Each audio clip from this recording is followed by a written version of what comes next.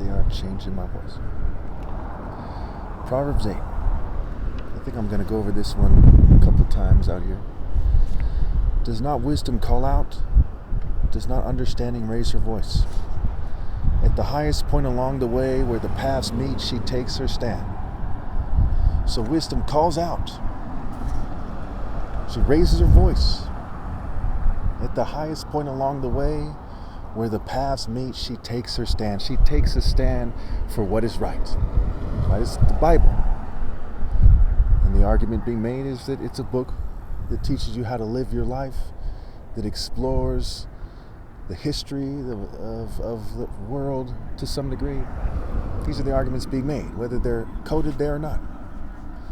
So when it says, does not wisdom call out? Does not understanding raise her voice? Is it moral wisdom? Moral wisdom. Calling out. Understanding raising her voice. At the highest point along the way where the paths meet, right? Where good and evil meet. Where the paths through the gate and leading up to the gate into the kingdom of heaven where they meet. Looked and it's like... Beside the gate leading into the city, at the entrance she cries aloud. To you, O people, I call out. I raise my voice to all mankind. You who are simple gain prudence. You who are foolish set your hearts on. So it's saying, scramble to do what's right. He's calling out to all mankind, regardless of this or that or the other thing, to scramble to do what's right.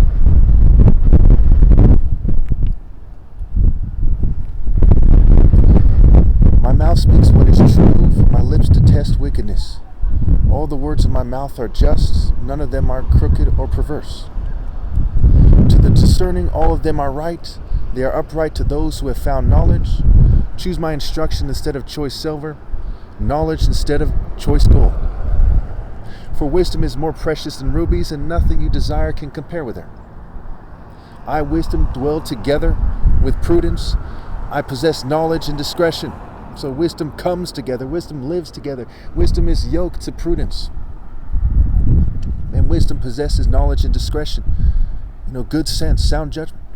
To fear the Lord is to hate evil. I hate pride and arrogance, evil behavior and perverse speech. Counsel and sound judgment are mine. I have insight. I have power. Right? Counsel and sound judgment are mine. I have insight. I have power. Insightful and wise, and that gives me spiritual power. Now why? Well, it's not as simple as, say you're a scientist and you have some insights. That's helpful. Scientists should be discussing things with me, what have you. But what it's referring to is a certain moral insight, right? A life-based insight. An insight into what you should do, how to serve God, how to love God with all your heart. The power that comes with understanding what is the right move. The power of understanding the importance of morality. It says, counsel and sound judgment are mine. I have insight, I have power. By me kings reign, and rulers issue decrees that are just. By me princes govern, and nobles all who rule on earth. I love those who love me, and those who seek me find me. With me are riches and honor, enduring wealth and prosperity. My fruit is better than fine gold. What I yield surpasses choice silver. I walk in the way of righteousness along the paths of justice. One of the most cited verses in the Bible in my videos is Proverbs 8:20. This is one of my favorite chapters in the Bible, where I say that wisdom walks in the way of righteousness along the path of justice. And the verse says, I walk in the way of righteousness along the path of justice. And that connects to verse 1, where it says, does not wisdom call out? Does not understanding raise her voice? That wisdom walks in the way of righteousness along the paths of justice. Bestowing a rich inheritance on those who love me, and making their treasuries full. The Lord brought me forth as the first of his works, before his deeds of old. So wisdom was the first of God's works. The first and the last. Many who are first will be last, because many who think they're wise have actually committed to a fanatic degree to what is foolish. I was formed ages ago at the very beginning when the world came to be. When there were no watery depths, I was given birth. When there were no springs overflowing with water. Before the mountains were settled in place, before the hills, I was given birth. Before he made the world or its field, or any of the dust of the earth, I was there when he set the heavens in place, when he marked out the horizon on the face of the deep. When God naturally and supernaturally marked out the horizon on the face of the deep, the mark of God, the mark of the heavenly realm, the mark of the spiritual. When he established the clouds above and fixed securely the fountains of the deep, when he gave the sea its boundaries so the waters would not overstep his command, when he marked out the foundations of the earth, so when he gave things their boundary, the patterns, the truth, the message in nature, that's part of the mark of God. He fixed securely the fountains of the deep, the waters of life. When God gave the boundaries of the waters of well-being, of righteousness and justice, of life. The foundations of the earth to determine which earth, right? There's going to be a new heaven and a new earth, right? Heaven and earth will pass away, but my words will not pass away. They'll never pass away. So he marked out the foundations, right? Righteousness and justice, the foundations of God's throne, and the foundations of the essence of the earth that's going to be reformed in the spiritual realm for the righteous, for their souls to live on. Then I was constantly at his side.